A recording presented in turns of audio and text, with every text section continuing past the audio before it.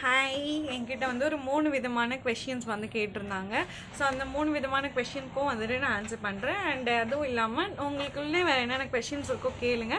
With டெமோவோடையே நான் வந்து காமிக்கிறேன். ஸோ ஃபர்ஸ்ட் கொஷின் என்ன கேட்டிருந்தாங்கன்னா, எனக்கு வந்து ஹேர் வந்து ரொம்ப ட்ரையாக இருக்குது, அதுக்கு வந்து ஷைனிங் ஆகணும்னா என்ன பண்ணணும் அப்படின்னு சொல்லிட்டு ஒரு பர்சன் வந்து கேட்டிருந்தாங்க.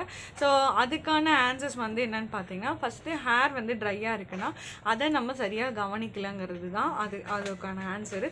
ஸோ ஹேர் வந்து ட்ரையாக இருக்குது அப்படிங்கிற பட்சத்துக்கு நீங்கள் வந்து நல்ல ஸ்மூத்தான ஷாம்பூஸ் வந்து யூஸ் பண்ண ஆரம்பிக்கணும். ஓகேங்களா? ஸோ ஃபஸ்ட் ஆஃப் ஆல் அதை தான் நீங்கள் பண்ணணும். கண்டிப்பாக வீக்லி ட்வைஸாவது ஹேர் வாஷ் பண்ணணும். அண்டு ஹேர் வாஷ் பண்ணி முடிச்சதுக்கப்புறம் கண்டிப்பாக கண்டிஷ்னர் யூஸ் பண்ணுங்கள். கண்டிஷ்னர் யூஸ் பண்ணிங்கன்னா கொஞ்சம் ஹேர் நல்லாயிருக்கும். கண்டிஷ்னர் வந்து நீங்கள் கடையில் விற்கிறது தான் வாங்கி போடணும்னு நான் சொல்லலை. உங்களுக்கு வீட்டில் இருக்க மாதிரி ஒரு கண்டிஷ்னர் நான் சொல்கிறேன்.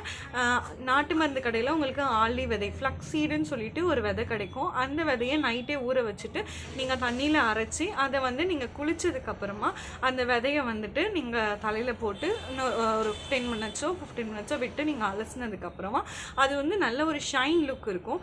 இது எனக்கு கஷ்டமாக இருக்குன்னா வீட்டில் இருந்து 2 வாழைப்பழத்தை எடுத்துக்கோங்க, மிக்சியில் போட்டு பழத்தை மட்டும் போட்டு அரைச்சிக்கோங்க. அரைச்சி எடுத்துகிட்டு ஒரு 15 நிமிஷம் பேக் மாதிரி போடுங்க. போட்டுட்டு அதுக்கப்புறம் தலையை அலசி விட்டுட்டிங்கன்னா ரொம்ப நல்லாயிருக்கும். இந்த 2மே என்னால் பண்ண முடியலன்னா சிம்பிளாக இன்னொன்று சொல்கிறேன். நம்ம டெய்லி வந்து வீட்டில் வந்து சாப்பாட்டுக்காக அரிசி கழுவுவோம்.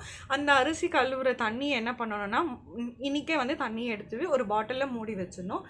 நெக்ஸ்ட் டே வந்துட்டு அந்த தண்ணியை வந்துட்டு நீங்கள் நல்ல ஷாம்புலாம் போட்டு அலசி முடிச்சதுக்கப்புறமா அந்த தண்ணியை ஊற்றி நீங்கள் ஒரு வாட்டி அலசணும். அதை ஊற்றி முடிச்சதுக்கப்புறமா எந்த ஒரு ப்ளைன் வாட்டரும் நீங்கள் வந்து யூஸ் பண்ண வேண்டாம்.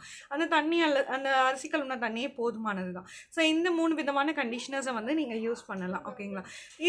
இதை தாண்டி ஹேர் வந்து ட்ரையாக இருக்குது அப்படிங்கிற பட்சத்துக்கு முடியில் வந்து வெடிப்பு விட்டுருந்தா மட்டும்தான் அந்த ஹேர் வந்து ஃப்ரிஸியாக ஆரம்பிக்கும். ஒன்று பறந்துகிட்டே இருக்க மாதிரி இருக்கும். 2வது விஷயம், ஹேர் வந்து ட்ரையாக இருக்கும். ஓகேங்களா?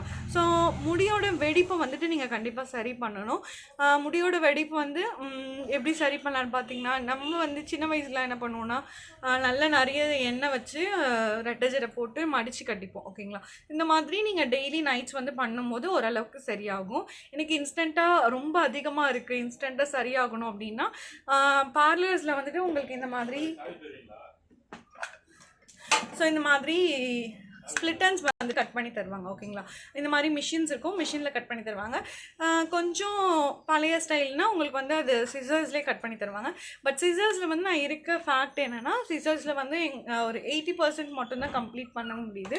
ரொம்ப எக்ஸ்ட்ரீமாக அதுலேயும் கொஞ்சம் வந்து எக்ஸ்பீரியன்ஸ் இருப்பாங்க இல்லையா, அவங்க கொஞ்சம் கரெக்டாக பண்ணுறாங்க. ஆனால் எந்த அளவுக்கு ஒர்க் அவுட் ஆகுதுன்னு எனக்கு தெரியாது.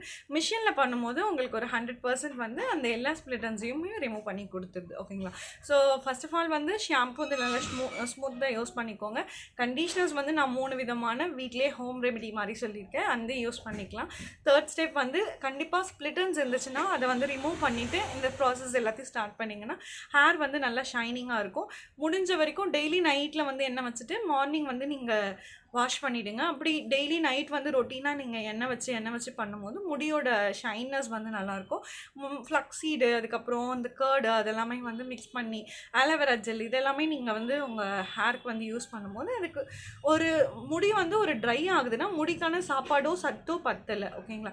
ஸோ அந்த பத்தாததை நம்ம கொடுக்கும்போது நல்ல முடி அந்த ட்ரைனஸ் வந்து குறையும். ப்ளஸ் நீங்களும் வந்து இந்த கருவேப்பிலை அந்த மாதிரிலாம் கொஞ்சம் எடுத்துக்கும் போது இன்டேக்கும் நல்லா இருக்கணும். ஓகேங்களா? ஸோ இன்டேக்கில் வந்து நம்மளுக்கு தண்ணி குறைபாடாக இருக்கலாம்.